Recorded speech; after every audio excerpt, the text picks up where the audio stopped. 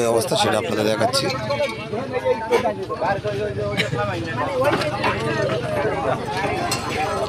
কার কোনো ক্ষতি হয়েছে ভাই? কোনো কেউ ক্ষতি হয় নাই ভাই? দোষ কার ভাই? দোষ কার? মোটরসাইকেল আল্লাহ রং সাইডে না? আপনি ছিলেন?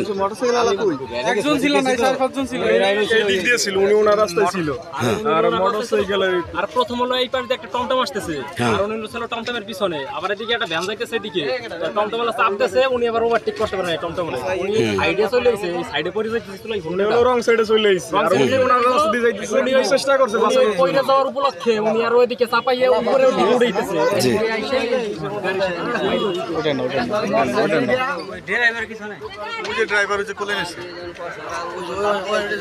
দর্শক, আমরা দেখাচ্ছি যে মোটরসাইকেল যে ড্রাইভার তার কি অবস্থা, আমরা সেটা দেখানোর চেষ্টা করছি।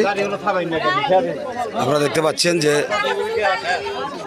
এখানে মোটরসাইকেল যে ড্রাইভার তাকে সে অসুস্থ হয়ে পড়েছে। হাসপাতালে নিয়ে যাবে, ভ্যানে উড়াও।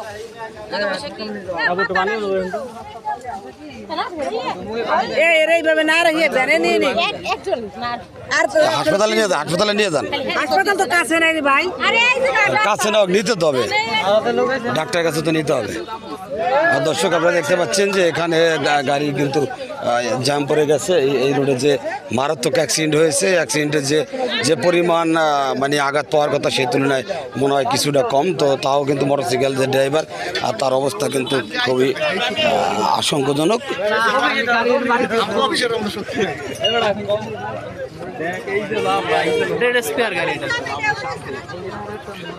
লাগছে প্রাইভেটের সাথে এটা দেখাও।